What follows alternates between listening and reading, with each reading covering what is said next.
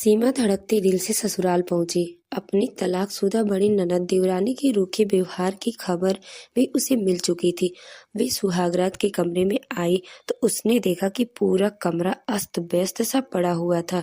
कुछ मेहमानों के बैग भी उसके कमरे में ही पड़े हुए थे। सीमा हैरान हो गई। उसे लगा था कि एक साफ सुथरा फूलों से सजा हुआ कमरा होगा उसका। अभी वह असमंजस में पड़ी थी कि कहाँ बैठे। तभी उसकी ननद भी पीछे से आ गई और कहने लगी, सीमा देखो, पूरा घर मेहमानों से भरा हुआ है। तुम यहीं कहीं जगह बनाकर सो जाओ।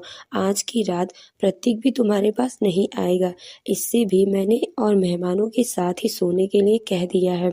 अब तुम तो देख ही रही हो कि कमरे की हालत कैसी है। फटाफट से उसने अपना आदेश सुनाकर कमरे से बाहर चली गई। सीमा स्तब्ध सी खड़ी रह गई और सोचने लगी, नई दुल्हन का ये कैसा स्वागत हुआ। खैर, उससे बहुत थकान हो रही थी तो उसने एक दो भारी सूटकेस इधर उधर हटाया और अपने लेटने की जगह बनाई। उसे बहुत रोना आ रहा था। वो सोच रही थी कि प्रतीक आए रहते तो कम से कम थोड़ी मेरी मदद भी कर देते। काफी रात हो गई थी तो वॉशरूम में जाकर कपड़े बदलकर वह सोने के लिए आई। उसे बड़ी घबराहट सी हो रही थी कि ससुराल में पहला दिन ऐसा है, पता नहीं आगे क्या होगा। तभी एक मोटी सी औरत दनदनाती हुए कमरे में घुस गई। सीमा सकपकाकर उठने लगी। वो औरत कहने लगी, अरे लेटी रहो बहू, कोई बात नहीं, मेरा बैग यहीं पर है ना, कुछ कपड़े निकालने हैं। उसके बाद तो कोई ना कोई इसके कमरे में सामान लेने ही आ रहा था। वो परेशान हो गई थी क्योंकि नई जगह थी तो ऐसे सबके सामने लेटने में भी अच्छा नहीं लग रहा था। उससे नींद आ रही थी लेकिन वो सो भी नहीं पा रही थी। खैर, आधी रात के बाद जब लोग का आना बंद हुआ तो अपने आप ही थकान से भरी पलकें बंद हो गई और वो वहीं सो गई। सुबह सवेरे उसकी नींद टूटी। उसकी ननद कह रही थी, अरे उठो महारानी, ये तुम्हारा मायका नहीं है, ससुराल है। सीमा आंखें मलते हुए उठ बैठी। अचानक से आंख खोलने पर उसे महसूस हुआ कि सच में आज से उसकी जिंदगी बदल चुकी है। अब वह मायके में नहीं बल्कि ससुराल में है। उसकी ननद कहने लगी, अरे जल्दी से नहा धो कर तैयार हो जाओ, आज तुम्हारी पहली रसोई रस्म है, जल्दी से कुछ बना लो तो मेहमान भी एक एक करके रवाना हो। सीमा ननद की बात मानकर झट से वॉशरूम में घुस गई। नहा धोकर तैयार होने के बाद वो बाहर आई। तब तक उसे प्रतीक वहीं दिखाई नहीं दिया था। वो सोचने लगी कि यह कितने लापरवाह है, एक बार में मेरे सामने भी नहीं आए। खैर, वो रसोई में गई और ननद ने उसे खीर पूरी दाल चावल आदि बनाने के लिए कह दिया और खुद बाहर हॉल में जाकर सोफे पर बैठ गई। उसकी मदद करने के लिए रसोई में कोई भी नहीं था। पहले आधा घंटा तो उसे यही देखने में लगा कि कौन सा सामान कहाँ है। फिर उसने खाना बनाने की तैयारी शुरू की। बीच बीच में ननद जाकर चिल्ला रही थी, जरा फुर्ती से हाथ चलाओ, सब मेहमान इंतजार कर रहे हैं। खैर, थोड़ी देर बाद जब खाना बन गया तो उसकी ननद ने ठाकुर जी को भोग लगाया और फिर सब मेहमान खाना खाने लगे। लेकिन उसकी ननद कहने लगी कि सब्जी में नमक तेज है, पूरी भी कच्ची लग रही है, तुम्हारी माँ ने तुम्हें कुछ सिखाया ही नहीं है। अब नई नवेली दुल्हन थी सीमा। ननद की ऐसी बातें सुनकर उसकी आंखों में आंसू उतर आए। सभी मेहमानों ने उसे नेक दिया लेकिन सीमा की ननद कहने लगी कि तुमने अभी कुछ ढंग का बनाया नहीं है तो मैं तुम्हें नेक भी बाद में दूंगी, जब तुम कुछ अच्छा बनाना सीख जाओगी।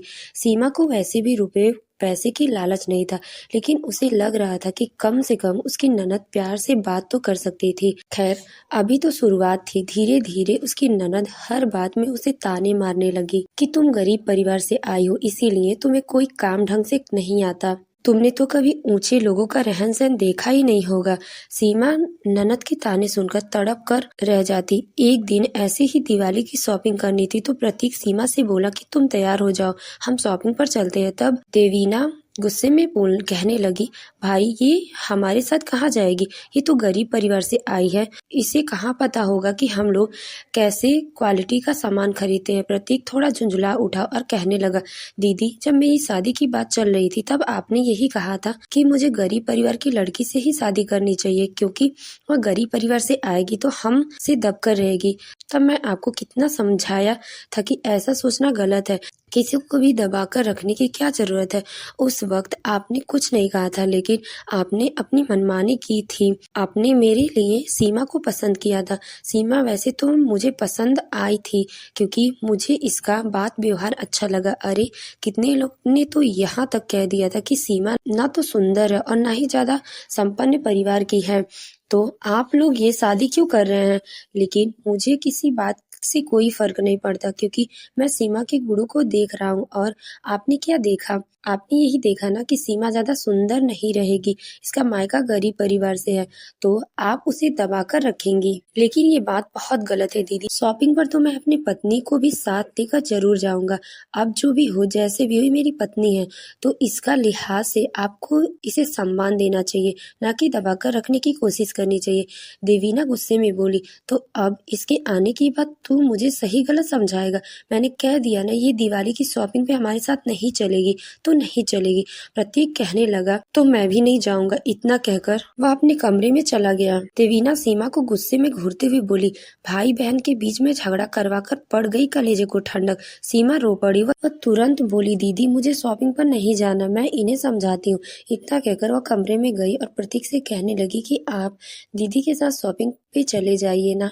दीदी मुझसे कुछ कहती हैं तो मैं ज्यादा बुरा नहीं मानती हूँ, जाने दीजिए। दीदी का तलाक हो गया है, वह अकेले रहती है, तो टेंशन में कुछ से कुछ बोलती रहती है। प्रतीक हैरानी से बोला, किस मिट्टी की बनी हो तुम? दीदी तुम्हारा दिन रात अपमान करती रहती है, फिर भी तुम पलटकर जवाब नहीं देती हो। और आज मैं तुम्हारे लिए बोल रहा हूँ तो उल्टा तुम मुझे ही समझा रही हो। क्या सच में तुम्हें समझ में नहीं आता कि इस घर में तुम्हारे साथ कितना गलत हो रहा है? सीमा का गला भर आया और कहने लगी कि मुझे सब पता चलता है कि, लेकिन अगर मैं कुछ बोली तो लोग यही कहते हैं कि 4 दिन हुए नहीं और भाई बहन के भी झगड़ा लगवा दिया है, इसीलिए मैं खामोश रहती हूँ। प्रतीक ने उसे सीने से लगा लिया और कहने लगा कि तुम कितनी समझदार हो, काश दीदी तुम्हारे गुणों को समझ पाती। खैर, उस दिन तो कोई भी मार्केट नहीं गया था, लेकिन देवीना हर समय सीमा को नीचा दिखाने की कोशिश करने लगी। अब वह उसे और भी ज्यादा चिढ़ने लगी थी, क्योंकि प्रतीक ने उसका पक्ष जो लिया था। एक दिन प्रतीक ऑफिस से आया तो उसने देखा कि देवीना अपनी कुछ सहेलियों के साथ बैठकर पार्टी कर रही थी। तभी अचानक उसके सैंडल पर जूस गिर गया। वह सीमा को आवाज लगाते हुए बोली, जरा कपड़े लेकर आओ और मेरे सैंडल साफ कर दो। सीमा हैरान रह गई। वह कहने लगी, दीदी मैं अभी पकौड़े बना रही हूँ। तो देवीना कहने लगी, हाथ धोकर आओ और चुपचाप आकर मेरी सैंडल साफ कर दो।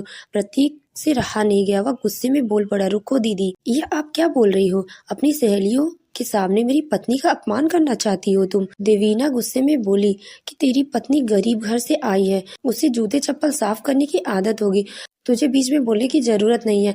चुपचाप अपने कमरे में जा। मैं इस काली कलूटी को इसीलिए लेकर आई हूँ ताकि ये काम करने में कोई नखरे ना दिखाए। तू बीच में पड़कर मेरा दिमाग मत खराब कर। प्रतीक कहने लगा, दीदी आपका दिमाग खराब करने की जरूरत ही क्या है? आपका दिमाग तो सचमुच खराब हो चुका है। किसी के घर की बेटी को अपने घर की बहू बनाकर लाना, फिर उसके साथ अत्याचार करना, उसे नौकरानी बनाकर रखने का विचारधारा, ये सब पागलपन नहीं है तो और क्या है? लेकिन एक बात आप भी कान खोलकर सुन लीजिए, इस घर में मेरा स्थान जैसा है वैसा मेरी पत्नी का स्थान भी रहेगा। ये मेरी पत्नी है और आपकी नौकरानी नहीं है, जो आप इसे इतने सारे लोगों के सामने सैंडल साफ करवाने की बात कर रही हैं। अगर आपको मेरी बात समझ में आ रही है तो मैं अपनी पत्नी के साथ अलग रहूंगा। मैं आपको आपका हिस्सा दे दूंगा। ये सुनकर देवीना गुस्से में पागल हो उठी और कहने लगी, किसी हिस्से देने की बात कर रहा है तू? ये घर मेरा है। तब प्रतीक कहने लगा, नहीं दीदी, ये घर तो अम्मा बाबूजी के मेरे नाम कर दिया था। आपकी तो शादी हो गई थी और शादी में उन्होंने बहुत खर्चा किया था और आपको बहुत सारा सामान दिया था। तलाक में भी आपको गुजरे भत्ते के रूप में बहुत बड़ी रकम मिली है और आपके पास अकाउंट में मेरे अकाउंट से ज्यादा रुपए पड़े हैं। फिर भी मैं इस घर में आपको हिस्सा देने के लिए तैयार हूँ। आप अपना अलग बनाइए, खाइए और अपने हिस्से में अपनी हुकूमत चलाइए। मेरी पत्नी पर हुकूमत चलाने की कोशिश भी मत करना। देवीना गुस्से में से पागल हो गई और कहने लगी, ठीक है, तो इस घर के बीचों बीच दीवार खड़ी कर मैं अपना अलग खाऊंगी बनाऊंगी। मेरे 5 रुपए पैसे की कमी नहीं है। प्रतीक को दुख तो हो रहा था, लेकिन फिलहाल दीदी का घमंड देखकर प्रतीक को यही सही लग रहा था कि बंटवारा ही सबसे अच्छा फैसला है। तब देवीना अपना अलग घर बनाकर वहीं रहने लगी और उधर प्रतीक भी अपनी पत्नी सीमा के साथ अपनी छोटी सी गृहस्थी में खुश था। हालांकि उसे कभी कभी ये सोचकर दुख होता था कि दीदी अब अकेली रह गई हैं, लेकिन देवीना को जैसे किसी बात की परवाह ही नहीं थी। वह अपने पैसों को खुलकर खर्च करती थी, नए कपड़े खरीदती थी, जगह जगह घूमने जाती थी और अपने शौक पूरा करती थी। बस एक बात थी जो उसके मन में कचोट रही थी। उसे हमेशा लगता था कि वह सीमा को जिंदगी भर अपने नीचे दबाकर रखेगी, लेकिन ऐसा नहीं हो पाया। सीमा ने अपनी समझदारी और धैर्य से अपनी पहचान बना ली थी। अब वो अपने घर में खुलकर सांस लेती थी, अपने फैसले खुद करती थी और अपनी जिंदगी को अपने तरीके से जी रही थी। तो दोस्तों, आपको क्या लगता है, क्या देवीना सच में अपने भाई और भाभी से दूर रहकर खुश रह पाएगी या फिर उसे अकेलेपन और परेशानियों का सामना करना पड़ेगा? ये जानने के लिए इस कहानी का अगला भाग जरूर देखिए। कहानी कैसी लगी कमेंट करके जरूर बताइए।